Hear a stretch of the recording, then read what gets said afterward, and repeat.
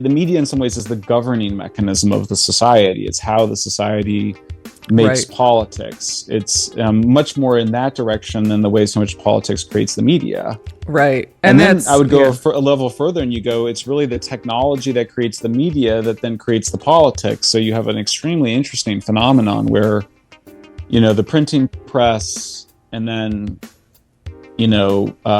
telegraph and radio and newspapers and then TV and radio and then the internet just have these massive social and political consequences that Right. last for decades. My guest today is Michael Shellenberger, who probably needs no introduction for most people. But for those who don't know him, he's an author, journalist, founder of Public. He is a CBR chair of politics, censorship, and free speech at the University of Austin, and the founder and president of Civilization Works. He is also well known for his work on the Twitter files. Thank you so much for joining me today, Michael. Thanks for inviting me, Janine. It's great to be here. Well, can we start by talking a little bit about your background for people who aren't familiar with your work, and your, especially insofar as it relates to free speech? Sure. So let's see. I'm a Gen Xer, born in 71. I've my first journalism was when I was 15 years old, which means that I've been doing it for 38 years, which is Wow, crazy. that's a long time. Um, I've What always did been a what did you journalist. I start with always, as a teenager? yeah. Your school paper? What did we do? Of course I was like, of course, right. For people that know my work or know, what I'm doing, it's like I was mixing reporting and opinion from the beginning, and no one was ever able to break me of it. So this whole thing where people are like, oh, there's this mixing of news and editorial, like there's always that conversation in journalism. And for me, it's like, that's what it's always been. And then I definitely like to pick up causes over those 3.5 decades of advocacy, like human rights, Central America stuff in the 80s. I went to Nicaragua when I was 17. I've worked on radical left causes really all the way through my 30s, and then worked a lot on the environment, which culminated in my 2020 book, Apocalypse Never: Why Environmental Alarmism Hurts Us All. And then after that, I did a book on homelessness called San Francisco. And basically helped to create a global pro-nuclear movement, of a civilian, not funded or connected to the industry at all movement, helped save a bunch of nuclear plants. I've also then helped create two coalitions on homelessness in California and across North America, and never thought I'd work on free speech issues because I thought it was like a We'd settle settled that issue. Yeah. in the 1700s. Yeah. Well, Turns or out at not least so in much. 1977, really, with the Skokie ruling, of course, Yeah. which reinforced Brandenburg and defended the right of neo-Nazis to engage in political life in the United States. Right. And for And people who don't know, that was a case where the ACLU chose to defend neo-Nazis in Skokie, where a lot of Holocaust survivors lived, and the yeah, neo-Nazis had wanted to march through and, celebrate their white supremacist beliefs. The ACLU has changed a little bit in the intervening years. yeah. And so would you, I mean, I think most people consider you to have sort of been a leftist who, uh, you know, either turned to the right or sort of became moderate or centrist. What's your take on your own political journey? Yeah, I mean there's accuracy to that. I mean, I would say, and then of course I think we would all agree the left has changed significantly from the 90s, or the 80s. I mean, the 80s, the left was pro free speech, pro respect for gay and lesbian relationships, anti military intervention in Central America, which was the number one cause for me. Um, What you was, know, just out of curiosity, what was your interest? Where did your interest in South America stem from? well, probably at a personal level, for some desire for adventure and action coming out of living in a very suburban, very typical suburban 80s, nice, good childhood, but boring. And in a pretty conservative town in Colorado called Greeley. But yeah, it was just more like it was a big issue on the left, and I was just a young leftist. I was probably on the left front at least since I was 15. I mean, that was an important year because I was doing journalism, but I started an Amnesty International chapter. Sting was promoting Amnesty International, it was a big deal. anti-torture was a big part of it because, of course, our guys kept getting caught torturing people in, Nicaragua and El Salvador and places that has had certainly had torture before then. Um, yeah, and sort of was just a kind of your basic lefty progressive human rights Central America type and in the 80s. I think on the free speech thing, the most interesting part of it, and maybe the one that I think a lot of other people experienced, is that for me, support for free speech had become so intuitive and as what, academics would say, naturalized.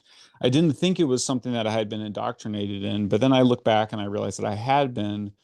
And then I had been around Skokie and I had experienced a period of shock when I remember distinctly my father telling me about Skokie and being like, what? That doesn't seem compassionate. And, I think the Yeah. reaction that a lot of people on the left today have to hate speech online, I think I had. And it really took some time. It took, what cognitive scientists, including, Daniel Kahneman would call, type two thinking, kind of slow thinking, hard thinking. Okay, I see. So if we don't let the Nazis march in speech, then you won't let the communists march in speech. And Right. then you're going to be like, well, those people are Nazi adjacent and those people are communist adjacent. And the next thing you know, you're going to have completely, there's a slippery slope and you learn about slippery slope, Right. when you're young There was and so a lot actually, of, do you know yeah, CJ Hopkins? He tagged me in yes, something of on course. Twitter. He had published some books where he was comparing like mask wearing to Nazi symbolism or something, and he got Yes. prosecuted for that in Right. Germany under their hate speech. Yes.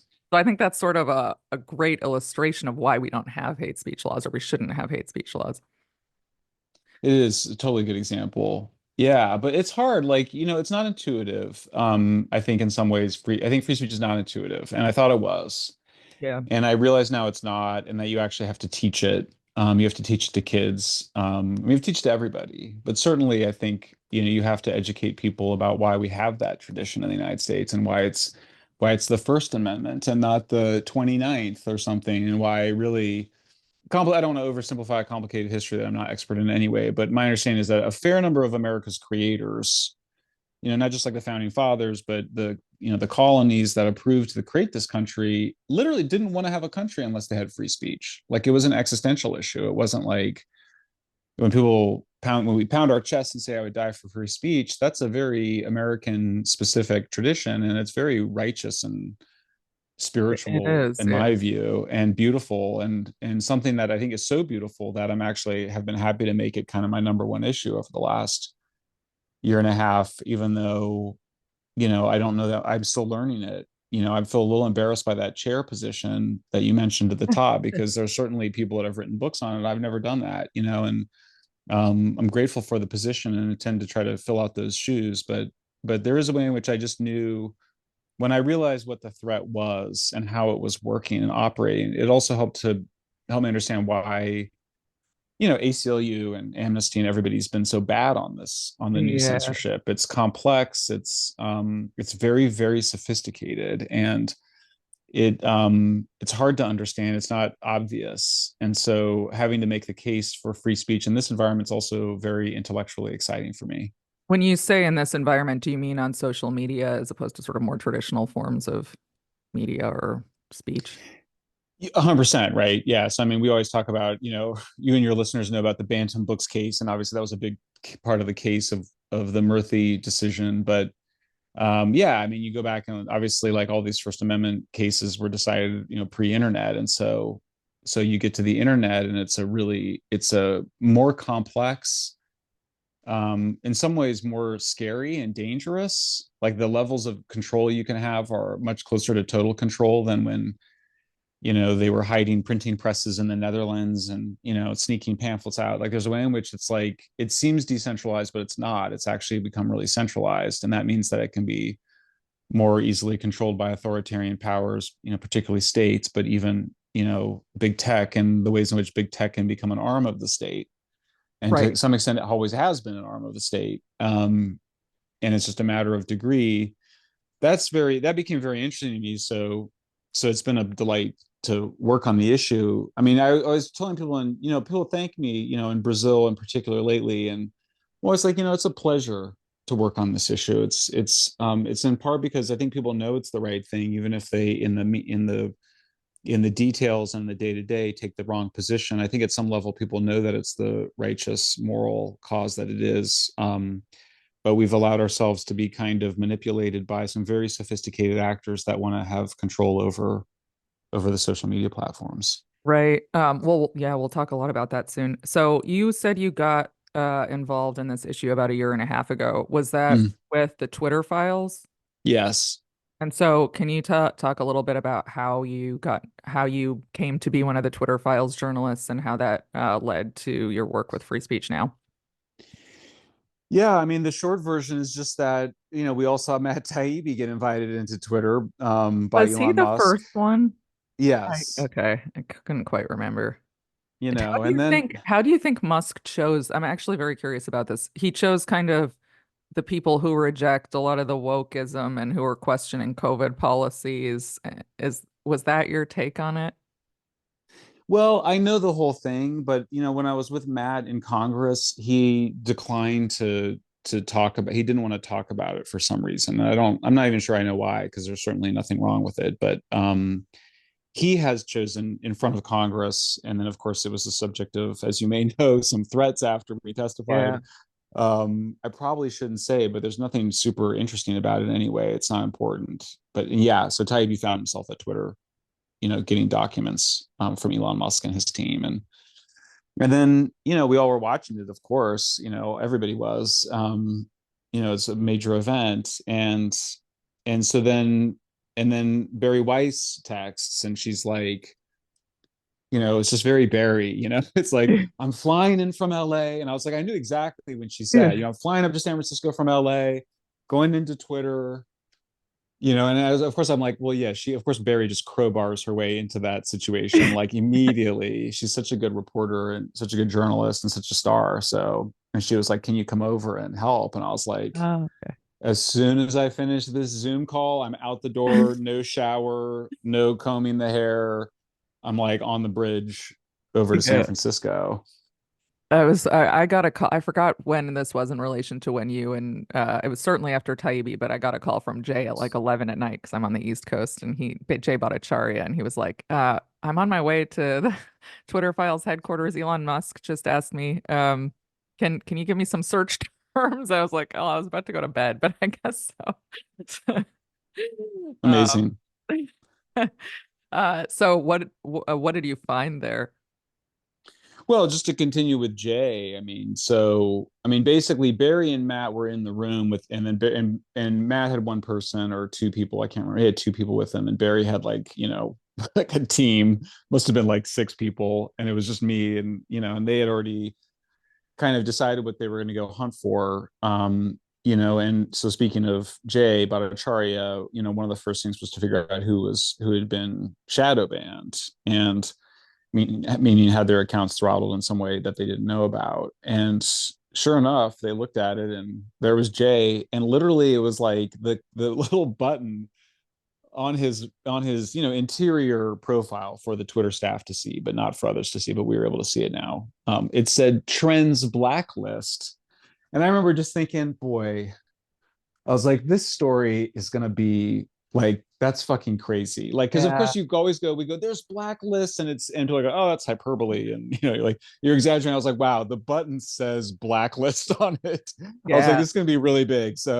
Um, so yeah, so she did that, and I had And nothing to do that with meant that. that, what do you think that meant that his account like came up Yeah, less in the there's nothing on algorithm? trends. It can Yeah. never come on trends. It can never be promoted. So I I think everybody knows, but just the basic understanding of social media, so people know. There's sort of the people you follow, but everybody knows the real action is in the recommendation engine. So what's being recommended to you in terms of content, like that's where all the action, like everyone goes, TikTok's algorithm or whatever. It's just a really good recommendation engine. Like it's telling you, you seem to be this kind of person. You've hovered over this. You stayed 5 seconds on that video rather than one yeah. second on this one. So they get really good at recommending. So that's like where all the action is. So if like Jay Bhattacharya, is not allowed to go viral, basically. He's on the trend. So he can't trend. There's a category, I think it's still there, trending.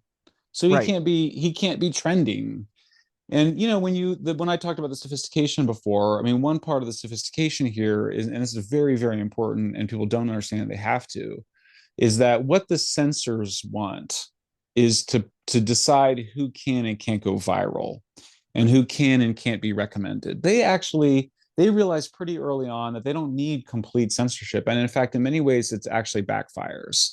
It causes the Streisand effect. What you really want to do is just make it so people, what you really want is what they call shadow banning. Right. That's the term shadow banning, which there was this whole thing where Twitter was like, well, we don't shadow ban anybody because they didn't use that term, Right.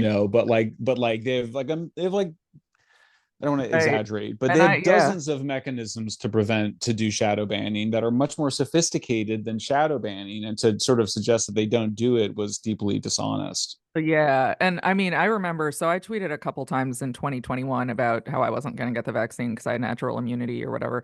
And they would censor those. So those posts were actually censored. And then I would take screenshots and like retweet or send them to other people. And then it would actually get more attention. So as you note, How do you know they were censored? Do they because actually take them like down? people couldn't like or retweet them and it would say Oh, something like this they put a post is label on it. misleading. Now it was 3 years ago, and Ah, I can't remember exactly. but they That labeled it. was they Yeah. labeled it, and but that Yeah. was Yeah. actually, I think you're right that that's less effective. I think I'm also, or I was for a long time, shadow banned too because I tweeted a lot about the vaccines, and I would Right. just get less engagement. Yes. But Well, and they would have that's an much and they harder would to have an prove. and they would probably have an algorithm on the content, right? Right. In other words, so it wasn't like they didn't have to have hundreds of people looking at the hundreds of or thousands of power users on Twitter, that are spreading, disfavored views on COVID. They just needed to have the algorithm set up in particular ways, and it would do it on its own. Right, right. But as you point out, I mean, in a way, when I actually got, the sort of unable to like or retweet and sensitive, whatever, this is misleading post, lots of people would pay attention to it. So it has, as you said, like the Streisand Right. The effect. Streisand effect. Whereas I Yeah. think, yeah, I think you're totally right that the shadow banning is much more effective and just limiting this. Yes. And I mean, one Absolutely. thing about Jay, again, I assume most people listening to this know who Jay is, but for the few who don't, I mean, he's a top epidemiologist worldwide, and he's a professor of medicine at Stanford. And he wrote the Great Barrington Declaration, where he eschewed the notion of lockdowns, saying that they would probably do more harm, that they would do more harm than good, that they weren't historically supportable in terms of the practices we've done in order to, try to limit deaths from viruses. And he nevertheless was, turns out, put on a Twitter blacklist. So his message and the message of many other scientists who said the same thing was suppressed. And it turns out that the government was behind a lot of that, but we'll get to that in a second. And I think, that sort of shows the danger of censorship. We adopted a lot of policies like lockdowns and mandates that turned out to be really bad for public health. And that was done because dissenting voices were silenced, even very highly qualified ones. And again, that's why we don't put the government in charge of censoring. And, I think there are big questions. And you're sort of more of an expert on the tech companies because, I really focus on the government in my work. That's just part of what we do. But so, yeah, we'll talk about that in a sec, I guess. Uh, well, actually, why don't we talk about it now? Yeah. I So mean, I this, was about to respond to yeah, say, yeah. actually, I don't agree. I think you're an expert on the big tech companies too, and I think that you can't because you can't actually think about you can't properly think about government and tech in this situation as separate. I mean, there's just too many. They kind of create each other in a way. Particularly just this fundamental distinction between a social media platform and a publisher, which is in the 1996 law that allowed for this, broad liability protection for the social media companies and allowed them to become powerful monopolies. Section 230 of the Communications Decency Act. So yeah, I mean it's a huge issue what to do about all this, and yeah, I'm not sure how you want to get into it, but I mean Well, I will say yeah, go ahead. I was going to say so because you there's the go ahead. cases too. Well, because you get right into the cases, and I think it's sort of you can get into the weeds a little bit. But I mean, basically, we've had this law that gives this really broad protection to social media platforms, against liability protections, whether people violate copyright or defamation or whatever. Now, the social media platforms still have to take content down in those legal cases, but it allowed them this extraordinary power. And yeah, I mean, what we discovered with the Twitter files, and the reason I work on free speech right now, and will probably for the rest of my life, honestly, at least in some way or another, is because these tech platforms have become so big and powerful that they really do have a huge amount of control over everything. I mean, Yeah. like, psychological health, the development of children, the creation of psychogenic illnesses and social contagions, I mean, who the gets a lot, formation of public policy, I the think. formation of public policy, who's a legitimate, political candidate, who's not. It's basically an issue of governance. I mean, we've always known that the media was powerful. Alex and I just did a piece on this yesterday. The Hearst runs for office, and like these media, like Rupert Murdoch chooses Margaret Thatcher to become prime minister. I mean, I'm exaggerating a little bit, but I mean, you kind of go, the media in some ways is the governing mechanism of the society. It's how the society makes Right. politics. It's much more in that direction than the ways in which politics creates the media. Right. And And then I would that's, go for a level further, and you go, it's really the technology that creates the media that then creates the politics. So you have an extremely interesting phenomenon where, the printing press, and then, telegraph and radio and newspapers, and then TV and radio, and then the internet just have these massive social and political consequences that right. last for decades. Right. And I mean, in a way, social media has kind of democratized these things in that, it's not the mainstream media that, and when you said Rupert Murdoch, Margaret Thatcher, like, because anybody can participate, it makes it much more democratic. But then on the other hand, when you have the government coming in or these companies Right. so much power, that creates a whole Yes. new host of problems. So Right. yeah, and I think sort of the project of this age for those who care about free speech is to figure out how to deal with those things and those sort of Yes. and so let me talk briefly about the Supreme Court cases that were decided. They're Hmm. immensely, I think, important to the future. Yeah. Well, the current understanding of free speech in our society. So the first is Murphy versus Missouri, which was decided about 10 days ago by the Supreme Court with a 6-3, so the majority of 6. We had an adverse ruling essentially, and I represent Jay Bhattacharya, Martin Kulldorff, Aaron Cariotti, and Jill Hines as individual plaintiffs in the case. And they allege that they were censored on social media because of the government's involvement. So that's why it's a First Amendment case, because the government uh, can't use private companies to do what it can't do directly. And here that's censor based on viewpoint. Unfortunately, the court kicked the case out basically based on standing. And to be clear, this was only a preliminary injunction, so the underlying case is still going forward in the lower courts. Most people don't know that, which is understandable. But this was sort of an emergency motion that went up on appeal. And Justice Barrett, who wrote the majority opinion, repeatedly said they didn't meet the standard for a preliminary injunction, which is a higher burden. However, there was a lot of, problematic stuff in the opinion, I would say. Hmm. And in a general sense, what they basically said is, well, none of these plaintiffs can show that they were censored because of the government. The social media platforms had censorship policies in place beforehand, misinformation policies, however you want to put it. We can never know that any of these people were actually censored because of the government. Um, that's highly problematic because it means that the government can basically demand that companies censor entire narratives, entire lines of thought, which they did. They demanded that the companies censor people discussing vaccine injuries, the lab leak theory, for example, and numerous other topics related to COVID and other subjects. Um, and that's a First Amendment violation. I think most people would agree with that, but nobody can bring the case because nobody can show that their specific post was censored because of the government. There may be a few people like Alex Berenson and RFK Jr. who were singled out by government officials who may be able to meet that heightened standard, but it's not consistent with the case law. It's not consistent with the First Amendment. It's a very problematic decision. And then the other case is net choice. And that was Texas and Florida had passed laws saying that the major tech companies, can't censor people based on expression of disfavored viewpoints. And the states challenged those laws, saying that it violated the laws violated their First Amendment rights to editorial discretion. Like newspapers have, the government can't force a newspaper to print certain things. And I think most people would agree that that's correct. But here, the states argued that these are only sort of the platforms are only hosting speech. They're not actually conveying their own message. And so they don't have First Amendment rights and they can be regulated as common carriers like a telephone line or a train or a telegram service. Essentially, those companies are not permitted to discriminate against people based on viewpoint or for any other reason.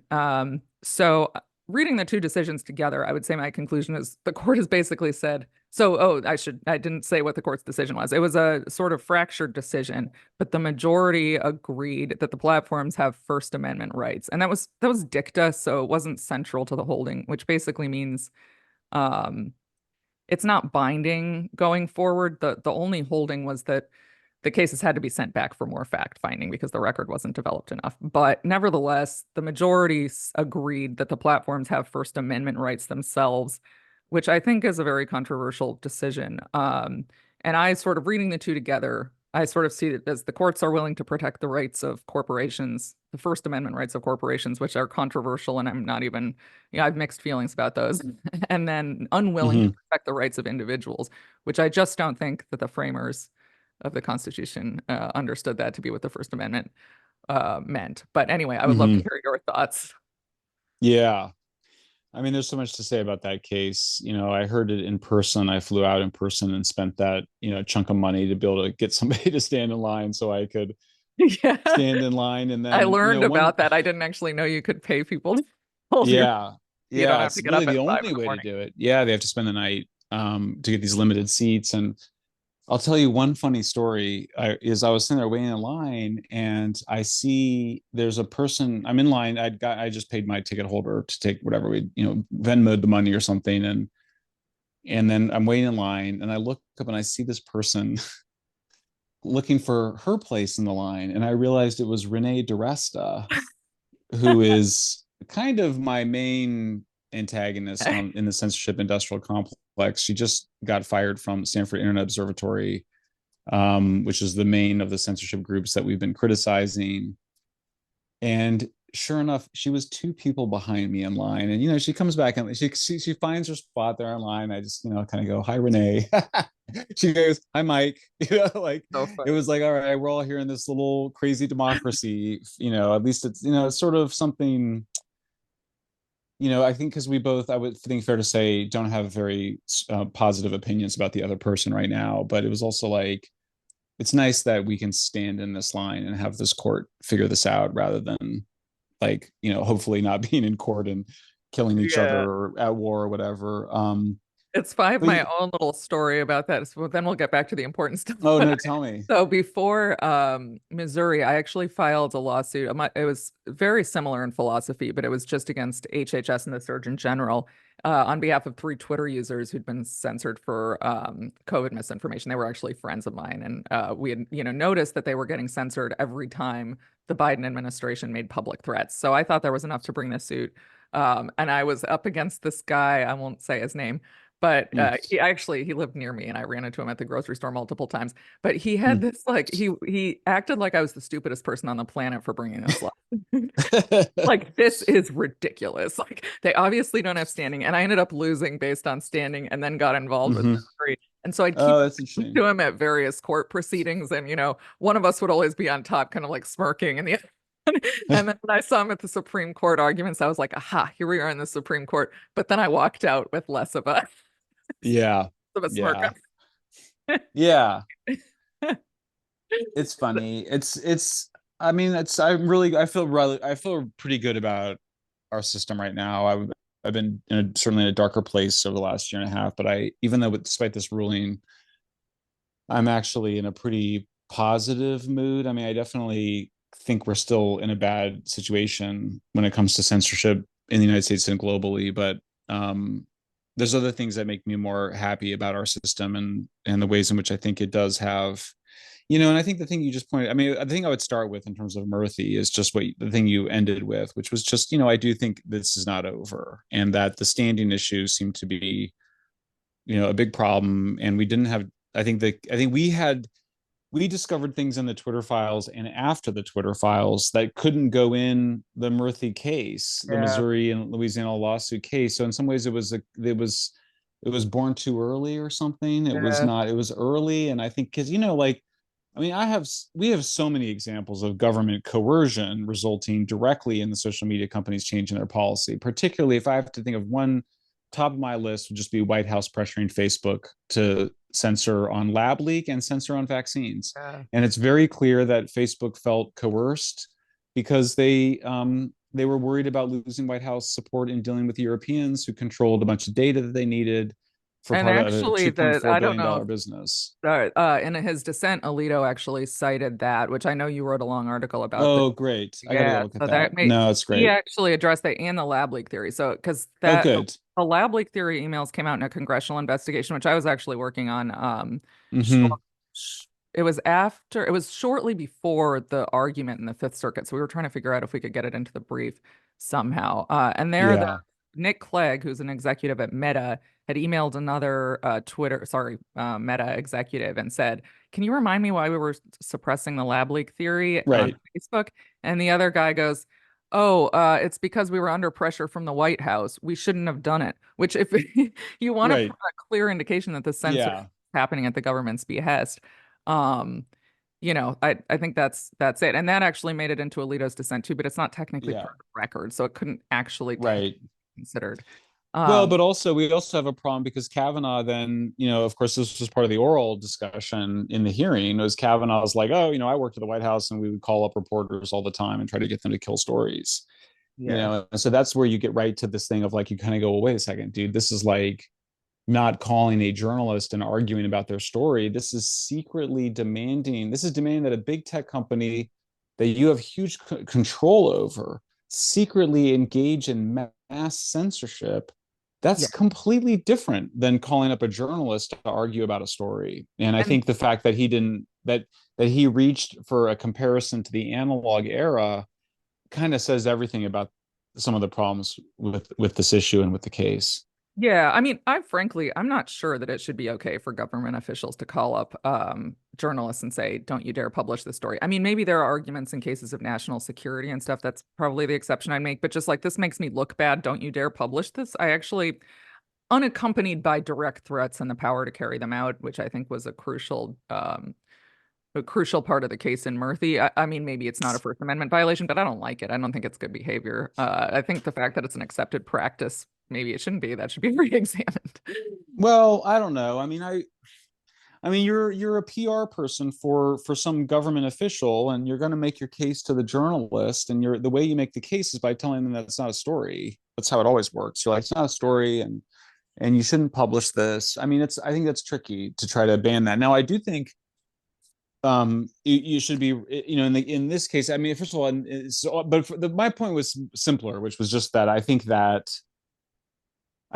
don't want to be in a situation where we have to go win that argument in order to establish that the government can't Right. pressure big tech to do mass secret censorship. I mean, that's a much more cut and dry situation in my view. And so, I would just say a note of hope is that I don't think it's over, and that if we see the kind of mass secret censorship that we saw, over the last, 3 to 6 years, 7 years, we are going to have a better case. But of course, the thing we haven't talked about yet is like, and part of my good mood is that we just, Twitter is not what it was. It was really a controlled organization, heavily controlled by the state, whether by the kind of deep state, foreign policy establishment operating through its think tanks and cutouts, or by the intelligence community, and under a significant amount of additional pressure by Congress and the White House. I mean, I think that's just gone now with Twitter. I mean, there's some effort by Twitter to appeal to advertisers, but it's just nothing what it was. And so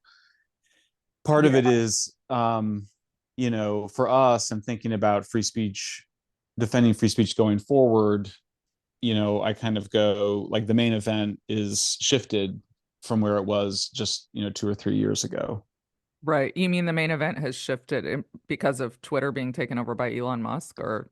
Yeah, yeah, and the visibility we have now in the greater our own. So we've gotten much faster at identifying government disinformation slash censorship campaigns, and that's how we think of it. Is like the censorship demands are almost always preceded by disinformation by the government. Whether that's saying that the lab leak is impossible, or the vaccines prevent infection and transmission, or that the Hunter Biden laptop is a Russian hack and leak operation. Every time, all the major, or that we have to lock down, we have to keep kids home from school in order to prevent transmission and infection, and that's good for the kids.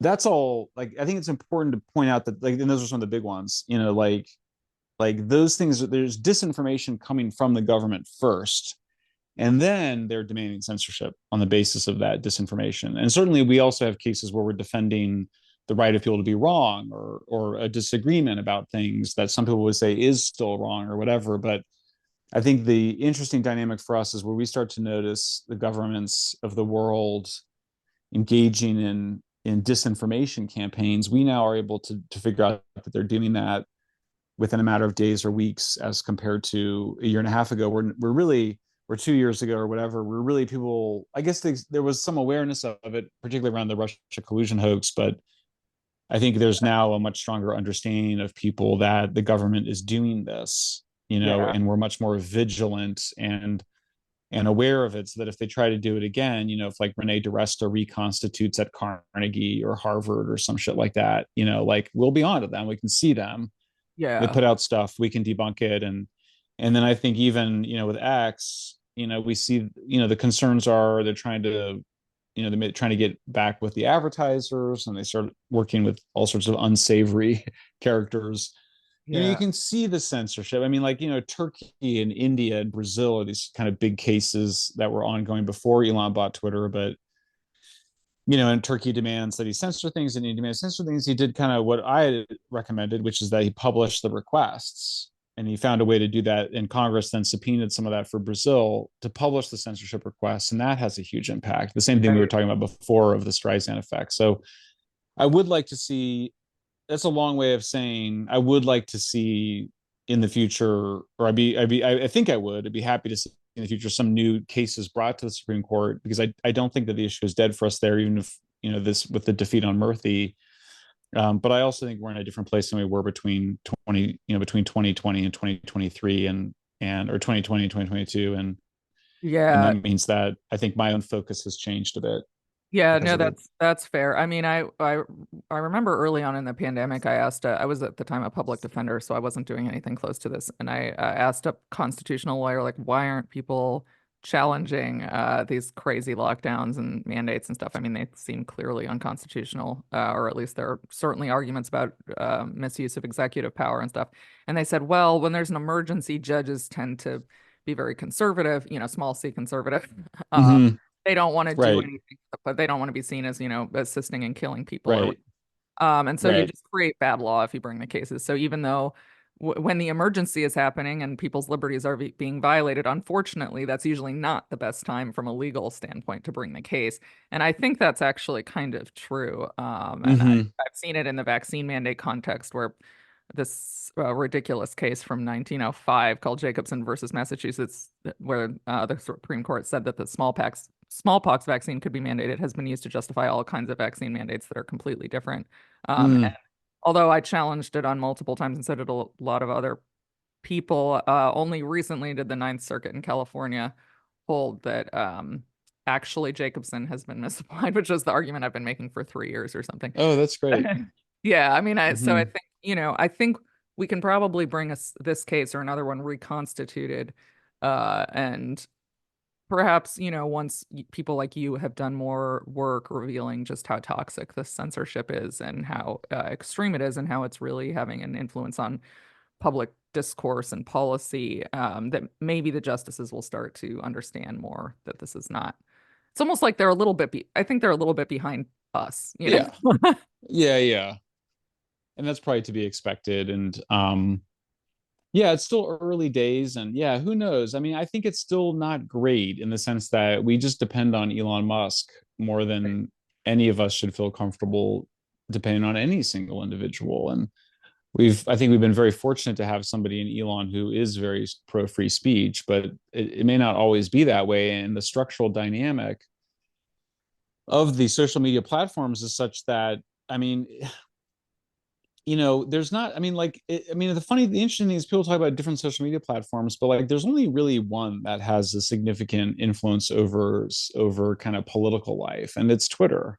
Right. It's just not Facebook anymore. It was for elections a little, back in the past. I guess it's still that role for some election campaigns.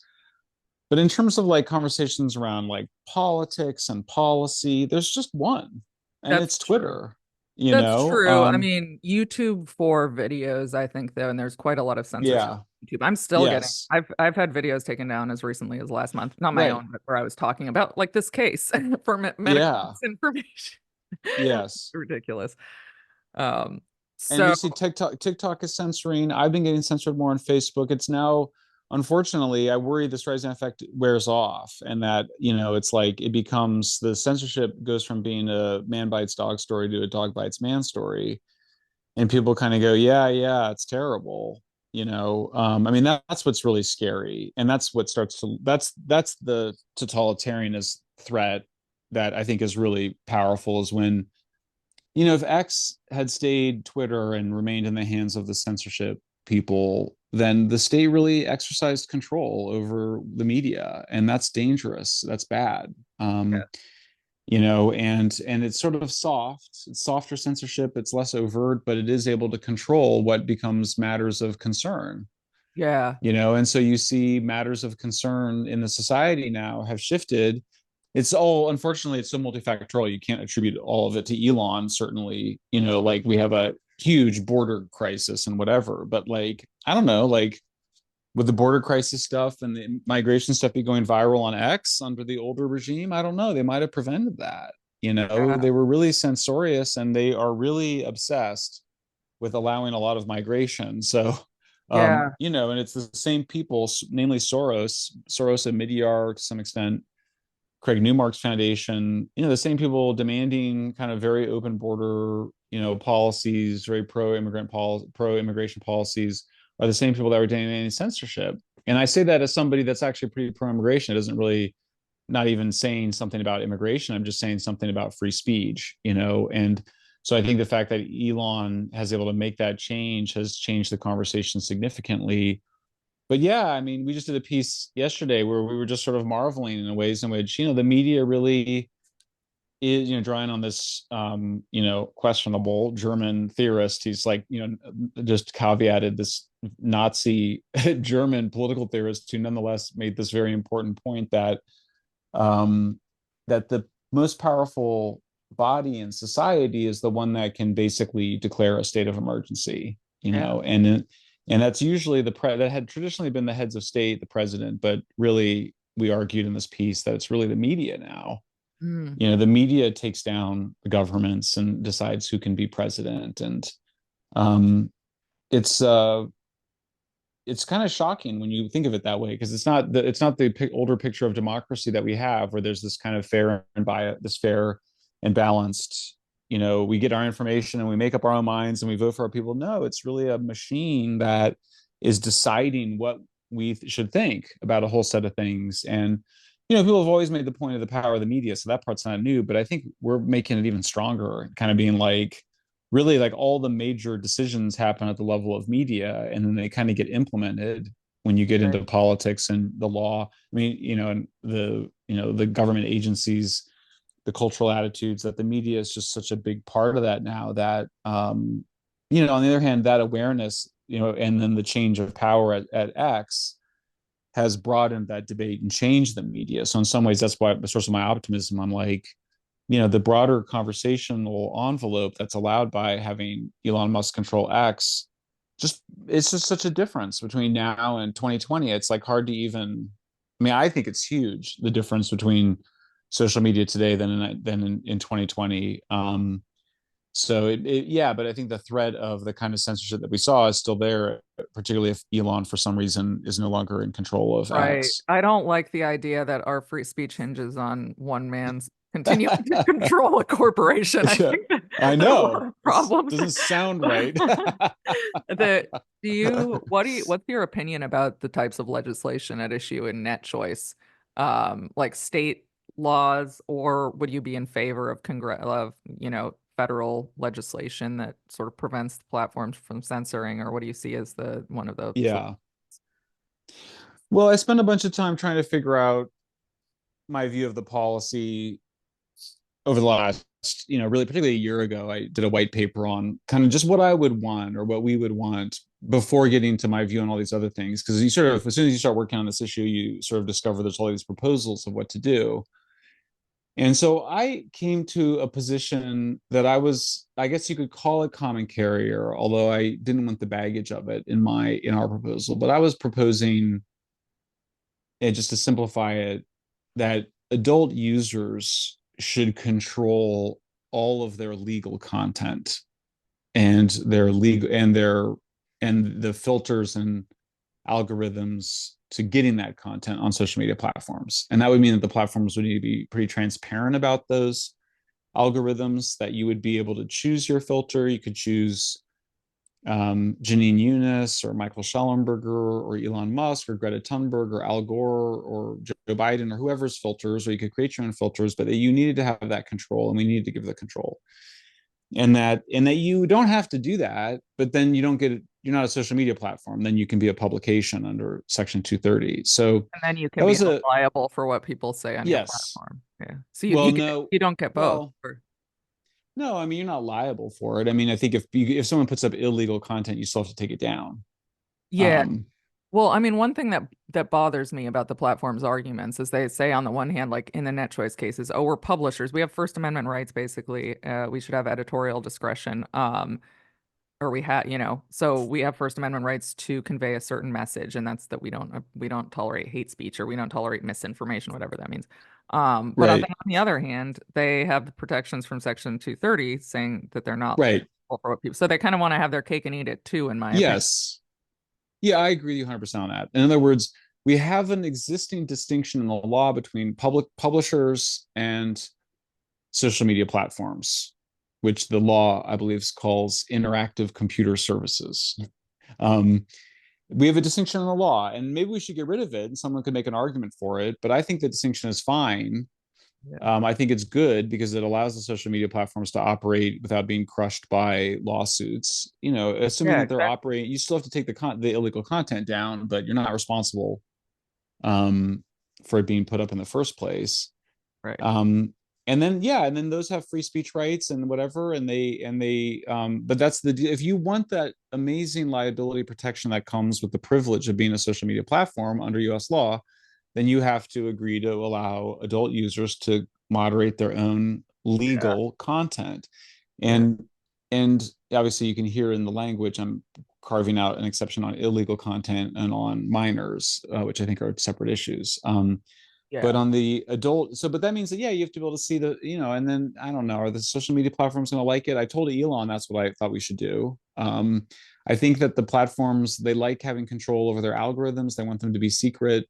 I think to some extent I'd be open to them being able to keep parts of the algorithms that are, to the extent it's even possible, that are not, related to the social and political content.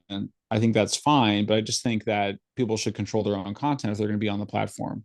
Yeah. It's Yeah. not, I don't know. I've testified on it. I gave testimony. I submitted testimony. I talked to members of Congress about it. I don't think that I haven't, like, it hasn't caught fire, put it that Yeah. way. I haven't The sold it. I haven't really pushed it either because I've been busy with other stuff and I'm not in a situation to be able to do that. But that's kind of what I think you should have. And then when you ask me about various pieces of legislation, I would sort of measure them against, does it get us closer or further from that ideal? Yeah. I mean, I was sort of torn about the net choice decisions, and I don't know if you or decision. Well, there were Mm-hmm. multiple ones. There were so many concurrences, but uh, Yeah. I mean, I've read the briefing in the case for a couple of years, and I actually participated in the moot, so I know the issues really well, and I've never really been able to decide how I Hmm. come out on the issue. I don't love more government regulation, to Mm-hmm. put it bluntly. I Yeah. just like more government being involved. I think can just end Mm-hmm. up being bad. But on the other hand, as you noted, I mean, these platforms really have tons and tons of ability to control the public discourse. And should they Yeah. do that when they can censor everybody who calls into question whether they're naturally immune needed the vaccine? That seems really problematic to me. And I don't know what the framers would have said. uh, I always ask that question, but yeah, I find it to be very complicated. And well, I mean, you're doing a lot of work to sort of preserve free speech in the future. So, and you said you're optimistic, even though I'm feeling pretty pessimistic after Hmm. Murthy. So, Yeah. if why don't we end on a note of optimism? If you want to tell Hmm. listeners what you have going on for the future. Yeah, I mean, I'm more pessimistic if I thought that the legal route was the only route to protect free speech, and I don't think that.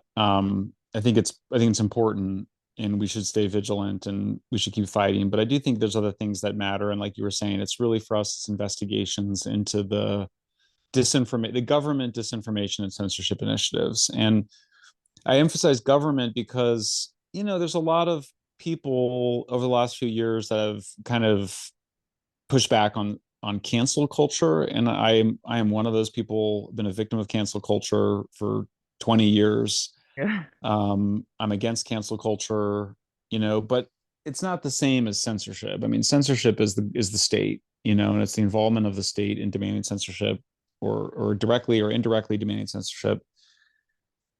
And so for me, that's kind of the main event. And we've got this, awful complex of government agencies, government funders, NGOs, universities, and others that are all working together to, these are full of some of the worst people in society trying to decide what we can and can't say online, and also spread misinformation and They're on just behalf of.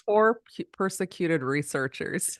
Right. Yeah. These poor persecuted researchers demanding that their fellow citizens be shut up.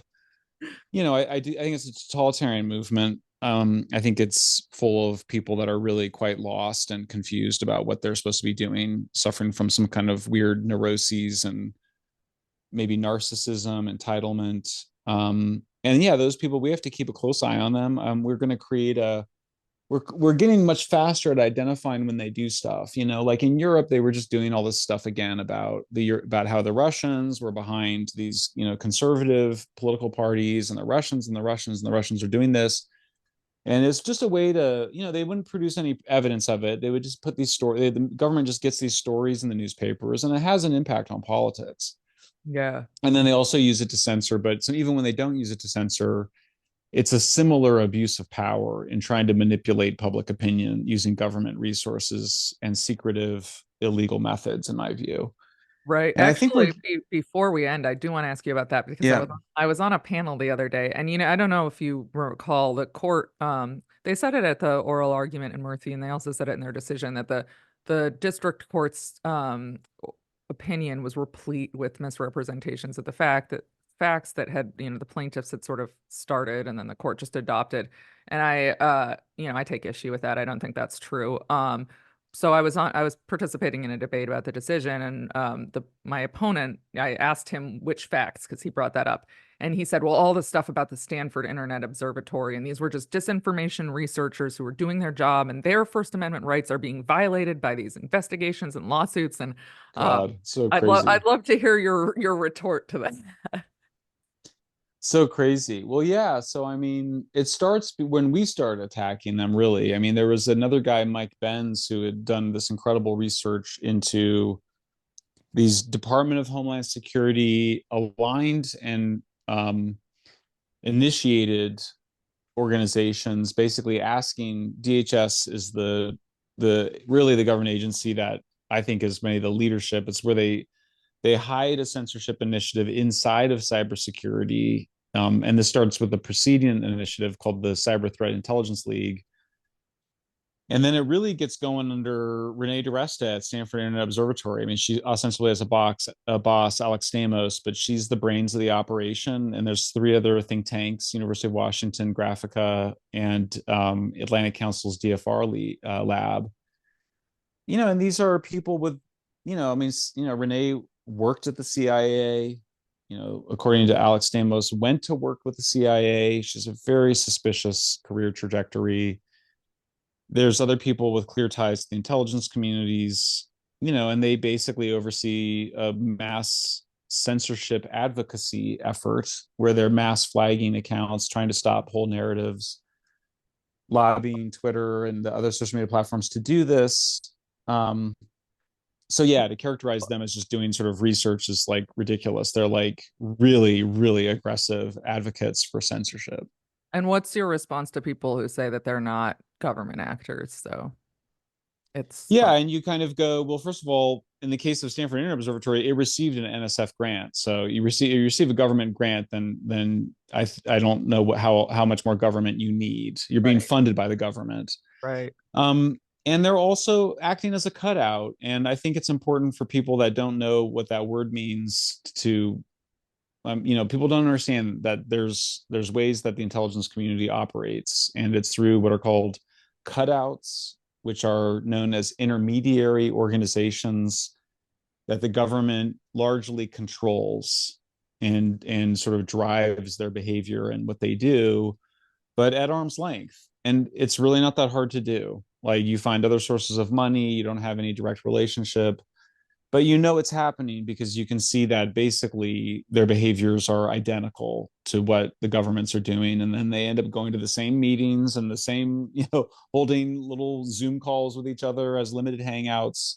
So there's a kind of tradecraft part of this work that, if you don't know anything about how the intelligence community, like the CIA and the FBI and these guys have operated, it all may sound like a conspiracy theory. And if you do know how those organizations function, and this is my background, just to bring it all full circle, my own background from, being on the left, this is something that people, particularly if you grew up in the 70s and 80s, you learn about how the CIA and the intelligence communities operate, and they operate through these intermediaries and cutouts. And so, so coincidentally, we see all these people with relationships with the CIA and the Department of Homeland Security and the FBI. And right. there's clearly governments are doing something here, and they're being weaponized. That's the name of the committee that Congressman Jim Jordan created, the weaponization of government. It's pretty well established at this point, a lot of evidence for it. So, to say after everything that's gone on that they're just doing research and that they're sort of somehow academics, it's just dishonest. And I don't even think that the people who say that believe it. I think they know exactly what's going on. And saying that Um, their First, this is the thing, I guess this is the line yeah, I've got, but if their First yes, Amendment rights are being violated, I'm yeah. sorry. If you're engaged in activity that's controversial, people might, have questions about it, and they might even write pieces about how you're doing stuff that's not very No, American. they're saying that by us criticizing them Right, publicly, right. that we're depriving their First Amendment rights. It's so gross Yeah. because it's such a gross, it's just such a Twisting. It's gross a twisting. lie. Yeah. It's so weird and it's so bad. And I mean, that's very typical of these guys. They're all right now, they're all, because we're beating them to some extent, so it's Right, fine. But they're all crying and complaining and they're playing the victim, right, and the ways they're playing the victim, it's really dishonest, and disingenuous, and they can't, it's just they can't, I know they can't possibly believe it. On the other hand, Renee lost her job, and I'm glad. yeah, I've said for years she needs to be kept very far away from the instruments of power, and I've got my eye on her, and I'll be talking about her. And if I, these guys, Jim Baker, the former general counsel for FBI, who just happens to end up as the deputy general counsel taking a demotion to go work at Twitter at just the right moment in 2020 to declare the Hunter Biden laptop part of some vast Russian conspiracy. He right. just popped up again at some new election misinformation organization. I mean, these guys are relentless. They I are. know. And there's this, I So mean, there's this revolving door of there was do you remember this text exchange with Jen Easterly from CISA, the Cybersecurity Infrastructure Security Agency, and Matt Masterson?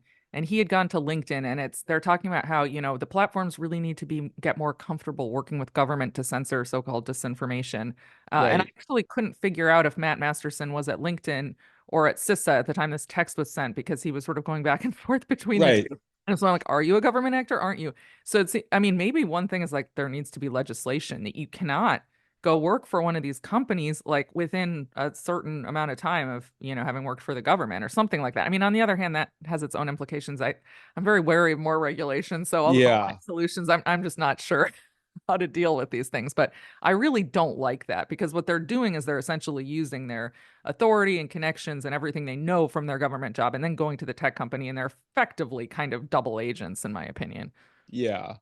I mean, look, it should just be I mean, the first step is defunding it all. I mean, the taxpayers are paying for the Right. censorship. Of our So of it's like, ourselves. yeah, I mean, the Soros and the Omidyars and the Craig Newmarks and the Aspen Institute is government funded. So I mean, but I mean, the private philanthropists, they can fund people to demand censorship. I mean, they can legally do that. I think it's awful, and we should criticize them and Yeah. denounce it. But they're allowed to do that. But like, yeah, like we should phase out Track F funding at the National Science Foundation. I think we should abolish the CISA within DHS. Yeah. I will just say I've Absolutely. talked about that idea with members of Congress, and there's a lot of love still for CISA. And obviously, cybersecurity is a real problem. So just fine if they're not going to get rid of CISA, because I think the death penalty is an appropriate remedy for government agencies that violate the First Amendment. But if they're not going to do that, then just they must stop with this, with the whole misinfo disinfo thing. They have Right. to stop. It has to be defunded. Yeah. um and yeah, I mean, like, look, you have government should have communications and PR people and spokespeople, and they should do it publicly. But I would say anytime any of them, if any of them are going to talk to social media platforms, they have to publicly announce it. I've advocated that for a year and a half. Like, if you're going to call a social media platform, you have to just tweet about it. Be like, yeah, I just reached we reached out to the social media platforms and asked them to take this down. Like, it just, There's a proposed piece of legislation. I think it's from Massey, but I'm not sure. yeah, It's the yeah, Transparency Act, where then I'm very, yes, I think that's great. Like yeah, they have to basically publicize all their interactions with social yeah. media. Now, I don't know if they'll actually comply because who's going to stop them really from making phone calls, or they might just Well, but if you murder, have penalties on it, but you have right. penalties and investigations and subpoena power. Yeah, I'll get the FBI to investigate government agents that are secretly communicating with, government officials secretly communicate. Yeah, send the FBI out after them. You Well, know what I and mean? You this kind of is go, another issue that we have to do away with qualified immunity because that's just so I mean that's so terrible for this. But that means that is so for people who don't know, that's the government, when you sue a government official, you sue them in their official capacity for the most part. So it's yeah, their office. So they actually no person is actually held accountable. They leave the office, they're no longer in the lawsuit. Even if they are right, still in the office, they don't pay out of their own pocket. They don't suffer any personal right, consequences. Uh, right.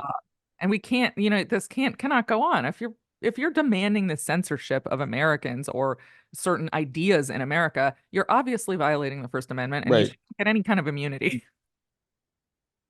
Yeah, and I guess again that gets us back to the line between, if you're a government official, can you ask, social media platforms, because it is tricky, because you kind of go, they will keep calling and talking, and right now it's not illegal, and the risk is that these committees reestablish themselves and get government funding to go do this in a mass way. um the transparency feels like a really good, like, it calls the bluff of the Kavanaughs of the world, who are like, I Yeah. was at the White House and I would call up the journalists. It's like, okay, great, you're gonna do that's fine, but now you just gotta, if you're gonna do, because it's secretive and it's a big tech platform, you have to immediately announce it in a press release and in all the social media platforms, and it would immediately dull the impact of the lobbying, because there would be public scrutiny of the platforms if they start censoring in the ways demanded by government officials. Right, right. Well, I could keep talking to you all day, but I think we both have other things to do. So, thank you so, so much for doing this. I think it was a very important and interesting discussion. Always And a pleasure. Thanks, Janine. Thanks to yeah, you and your good work. can you Yeah, tell listeners where they can find you? sure. It's I'm on X, as I've been saying. So Shellenberger, at Shellenberger on X, or Public is the name of the Substack. Great. Thank you so much, and I will talk to you soon.